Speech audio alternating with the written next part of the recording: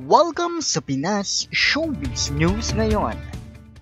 Para sa video natin ngayong araw, meron na naman po tayong fresh at nagbabagang updates patungkol kay Maine Mendoza at kay Alden Richards.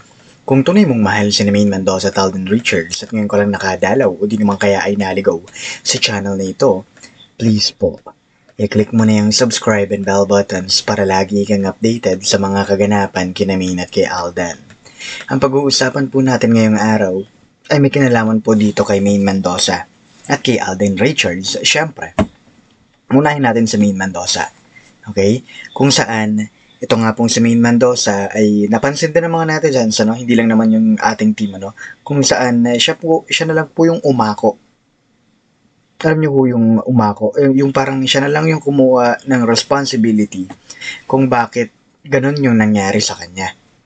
Okay, ganun po, siya na lang po yung umako, siya na lang po yung nagsasabi na kasalanan niya at hindi kasalanan ng Itbulaga. Okay, kaya ang ginawa niya, siya na lang po yung nag-sorry. No, siya na lang po yung nag-sorry kung bakit absent po siya sa anniversary ng Itbulaga itong 31 o bukas, ano? Kaya po yan po yung pinamalita na ng iba. Kaya naman ang ginawa ng Itbulaga, napakadali lang, ano? Di walang Maine Mendoza, palitan natin ng Julia Barreto. Okay, yan po yung kanilang ginawa recently. Okay, at pag-uusapan po natin yan. Bakit nga ba humantong sa pag-ako pa ni Maine Mendoza ng kasalanan, ano? Kung sabihin natin kamalian na itong Itbulaga. At ang ikalawa naman natin pag-uusapan ay si Alden Richards, kung saan hindi nga nagpansinan, ano? Ang dami nagsabi na mga taga-Canada po, no? Lalo na nandun po sila sa taping ng Hello Love Again. Kanila pong sinabi rito na talagang hindi pinapansin ni Alden Richards si Maha Salvador. Bakit kaya? No? No kaya meron. Sabi ko naman sa inyo, basta't may kinalaman kay Mina at kay Alden, araw-araw natin pag-uusapan ng mga bagay na yan. At bago tayo magpatuloy, hayaan nyo muna magpasalamat ako sa mga subscribers and viewers natin na patuloy pong pagsuporta at pagmamahal kina Mina at kay Alden na wala pong ibang hinihintay na kapalit. Lagi ninyong tatandaan, nakaisa nyo po ang buong Pinas Showbiz News ngayon sa pagmamahal sa kanilang dalawa. At narito nga mga komentong napili natin. Unahin natin ang naging komento ni Miss Gemma.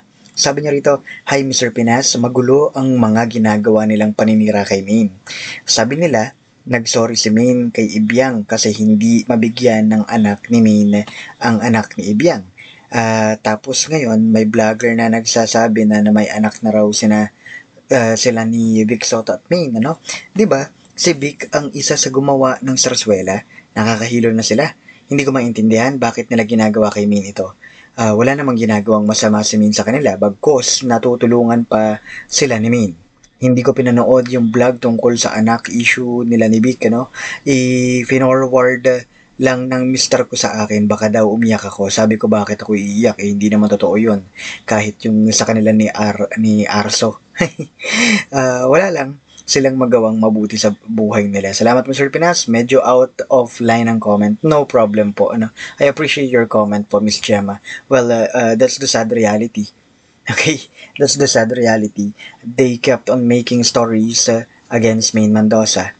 Bakit? Hindi natin alam, no? Dahil malamang sa paninira nila kay Maine Mendoza, ito yung sabihin na natin isa sa mga pambablackmail nila kay Maine sa tuwing sa Maine ay tatanggi sa mga gusto nilang ipagawa, di ba? Sabi naman ni Miss Abigail Rose Agliam, ano, sabi niya rito, 1 year in the making ang editing. Pero di nila mapilit si Maine na mag-message ng mahaba. At nagpakatotoo lang siya kasi wala naman siyang maisulat na galing sa puso dahil wala naman silang relasyon ni Panot, ano? Mula noon hanggang ngayon. Ganyan na lagi tipid ang mensahe mensaheng nakapost, ano? Totoo naman totoo na ang lakas-lakas ng bagyo, pero doon, ano, sa lugar ng Kasalkuno, wala man lamang hangin at ulan na malakas. Nasa bundok sila. Walang kuryente, no? Kaya akyat lahat ng bisita na walang aberya. May mga landslide sa Baguio, di ba? Naalala ko po talaga yan. May mga landslide po talaga sa Baguio ng mga panahon na yan. Kaya nga, sabi nila, no, paano pag itutuloy yung sarsuela? Di ba? Kaya ang dami natatawa sa mga pinagagawa po nila, no? Dagdag pa niya rito, no? Ano yun? Invisible lahat sila. walang matinong tao na susuungin ang malakas na bagyo, no? Tiniping 'yan at malas nila dahil pinili nilang date ay pag palabas, no, ay may bagyo. Well, yan ho yung hindi nila maiaalis po, no, sa perspektiba at nakita po ng mga netizens. 'Di ba? Alam ho ng mga fans yon na talagang ang lakas ng bagyo, and then all of a sudden you want to make all the people believe dun sa mga edited photos and videos nila during the wedding kuno. 'Di ba? That's kind of ironic. 'Di ba? Dun sa mga papapagawa nila. Ang ginagawa nilang bobo yung mga tao. That's what I'm trying to say. No?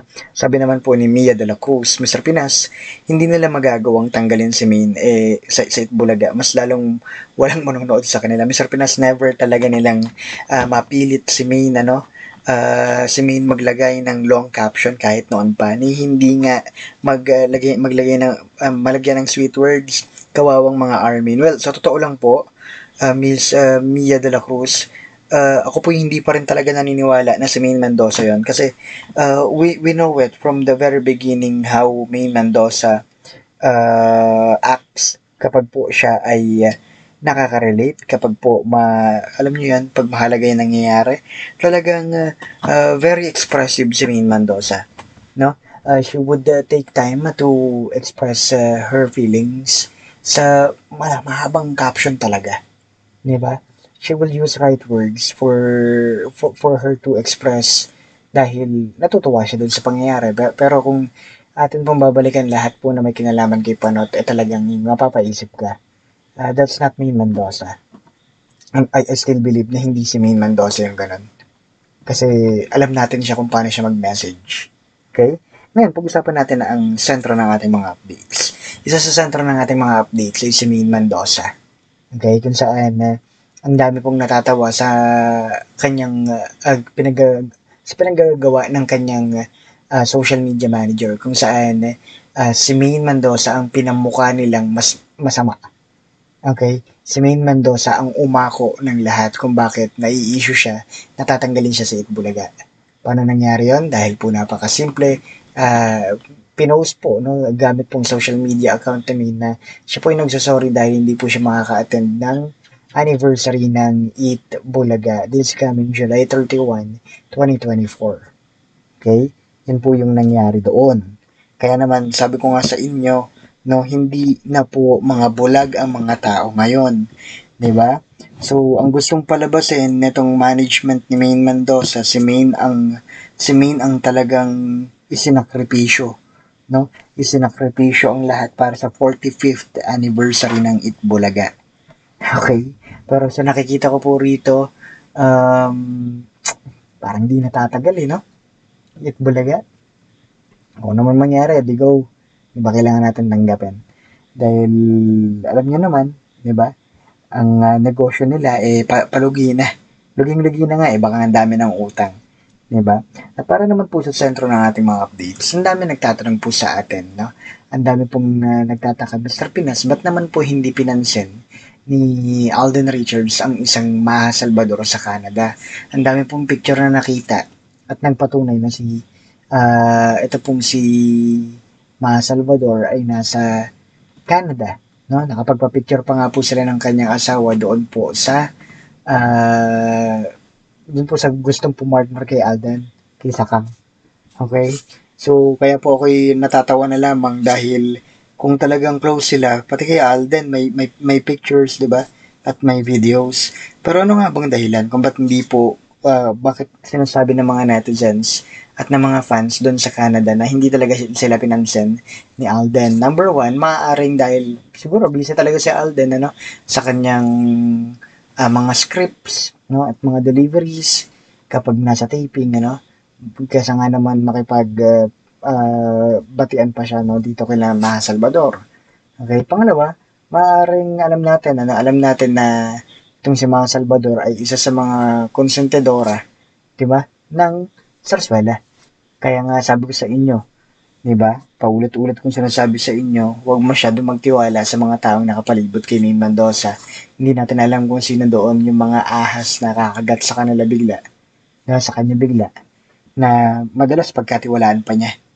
'Di ba? Mabilis magtiwala si Mina pero yun ang nangyayari, no? Yun po yung usap-usapan ngayon sa social media at sa iba't iba pang panig, no?